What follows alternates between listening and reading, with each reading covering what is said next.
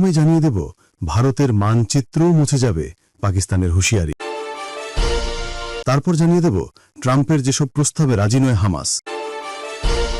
এখন জানিয়ে দেব হামাস দেখিয়েছে তারা শান্তির জন্য প্রস্তুত রয়েছে। এরদোগান বলেন হামাস বরাবরের মতো দেখিয়ে দিয়েছে তারা শান্তির জন্য প্রস্তুত রয়েছে। এর মাধ্যমে আমাদের অঞ্চলে স্থায়ী শান্তির সুযোগের দ্বার উন্মোচিত হয়েছে। এবং সর্বশেষ জানিয়ে দিব ট্রাম্পের কাছে নেতানিয়াহু কি আসলেই বোঝা, যা বলছেন ইসরায়েলি বিশ্লেষক। দর্শক, এতক্ষণ শুনছিলেন সংবাদ শিরোনাম। এখন বিস্তারিত জানার আগে আপনি যদি আমাদের চ্যানেলে নতুন এসে থাকেন তাহলে অবশ্যই চ্যানেলটিকে সাবস্ক্রাইব করুন, আর আপনি এই ভিডিওটি দেশের কোন জায়গা থেকে দেখছেন তা কমেন্ট করুন। ভারতের মানচিত্রও মুছে যাবে, পাকিস্তানের হুঁশিয়ারি। ভারতের সামরিক কর্মকর্তাদের উস্কানিমূলক বক্তব্যের জবাবে এবার কড়া হুঁশিয়ারি দিয়েছে পাকিস্তান সেনাবাহিনী।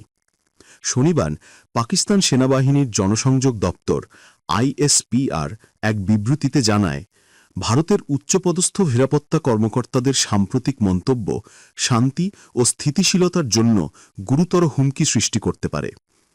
পাকিস্তানের সংবাদ মাধ্যম জিও নিউজ জানিয়েছে, ISPR সতর্ক করে বলেছে, ভারতীয় কর্মকর্তাদের এসব বক্তব্য কেবল আঞ্চলিক শান্তিকেই বিঘ্নিত করবে না, বরং দক্ষিণ এশিয়ায় নতুন করে অযৌক্তিক আগ্রাসন ও সংঘাত উস্কে দিতে পারে।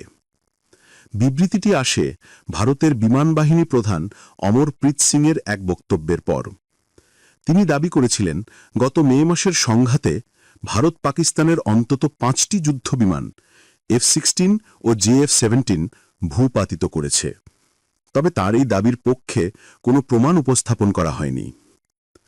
পাকিস্তান সেনাবাহিনী এই দাবি ভিত্তিহীন ও রাজনৈতিক উদ্দেশ্য প্রণোদিত বলে আখ্যা দিয়েছে। ISPR বলেছে, ভারত দীর্ঘদিন ধরে নিজেকে শিকার হিসেবে উপস্থাপন করছে, অথচ বাস্তবে তারাই দক্ষিণ এশিয়া ও এর বাইরেও সিংহসতা ও সন্ত্রাসবাদকে উস্কে দিয়েছে। এখন আন্তর্জাতিক সম্প্রদায় ভারতের প্রকৃত চেহারা বুঝে ফেলেছে।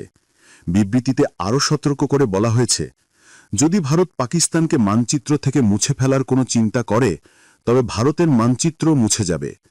ISPR স্পষ্ট ভাষায় জানায়, নতুন কোনো যুদ্ধ বা সংঘাত শুরু হলে পাকিস্তান এক বিন্দু ছাড় দেবে না, আর এর পরিণতি হবে ভয়াবহ ধ্বংসযজ্ঞ।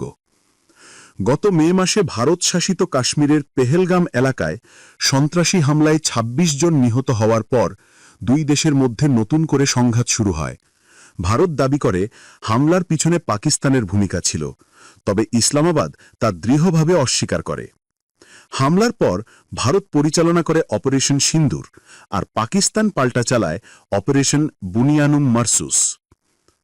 যুদ্ধের আগুন ছড়িয়ে পড়তে থাকলে 10ই মে যুক্তরাষ্ট্রের মধ্যস্থতায় উভয় দেশ যুদ্ধবিরতিতে সম্মত হয়। ট্রাম্পের যেসব প্রস্তাবে রাজি নয় হামাস। মার্কিন প্রেসিডেন্ট ডোনাল্ড ট্রাম্পের গাজা শান্তি প্রস্তাবে আংশিক সম্মতি দিয়েছে ফিলিস্তিনের স্বাধীনতাকামী সশস্ত্র সংগঠন হামাস। ব্যাপারটিকে গাজার চলমান সংঘাত বন্ধের পথে গুরুত্বপূর্ণ অগ্রগতি হিসেবে দেখছে বিশ্ব। বার্তা সংস্থা রয়টার্সের হাতে আসা হামাসের জবাবে দেখা যায়, তারা গাজার নিরস্ত্রীকরণ ও সামরিক শক্তির হ্রাস করার শর্তে সম্মত হয়নি। এই শর্ত ইসরায়েল ও যুক্তরাষ্ট্র উভয়েরই দীর্ঘদিনের দাবি ছিল। হামাস এর আগেও এমন প্রস্তাব প্রত্যাখ্যান করেছে। এছাড়া হামাস অবিলম্বে গাজা থেকে সম্পূর্ণ সেনা প্রত্যাহারের দাবি জানালেও ট্রাম্পের 20 দফা পরিকল্পনায় ধাপে ধাপে ইসরায়েলি সেনা প্রত্যাহারের কথা বলা হয়েছে। হামাস এতে সম্মত হয়নি। হামাসের একজন জ্যেষ্ঠ কর্মকর্তা আল জাজিরাকে স্পষ্ট করে জানিয়েছেন, ইসরায়েলি দখলদারি শেষ না হওয়া পর্যন্ত হামাস অস্ত্র সমর্পণ করবে না। হামাস আরও জানায়, তারা ফিলিস্তিনি জাতীয় ঐক্যমত্যের ভিত্তিতে গঠিত এবং আরব ও ইসলামী বিশ্ব সমর্থন পুষ্ট স্বাধীন টেকনোক্র্যাট একটি ফিলিস্তিনি কর্তৃপক্ষের কাছে গাজার প্রশাসনের দায়িত্ব হস্তান্তর করতে প্রস্তুত। তবে হামাসকে রাজনৈতিক ক্ষমতা থেকে দূরে রাখার ট্রাম্পের প্রস্তাব সম্পর্কে তারা সরাসরি কিছু বলেনি, বরং ভবিষ্যতে যে কোনো ফিলিস্তিনি জাতীয় আলোচনায় তারা অন্তর্ভুক্ত থাকবে এবং তাতে অবদান রাখবে বলে জানিয়েছে। এদিকে প্রেসিডেন্ট ট্রাম্পের প্রস্তাবের ভিত্তিতে যুদ্ধবিরতি ও জিম্মি মুক্তি চুক্তি নিয়ে আলোচনার জন্য হামাসের একটি প্রতিনিধি দল শনিবার রাতে কায়রোয় পৌঁছাবে। সৌদি আরবের আল হাদাত টিভি নেটওয়ার্কের নাম প্রকাশে অনিচ্ছুক সূত্র এ তথ্য জানিয়েছে। যদি এই আলোচনা সফল হয় তবেই দীর্ঘস্থায়ী যুদ্ধবিরতি ও গাজায় মানবিক সহায়তার প্রবেশাধিকার নিশ্চিত হবে।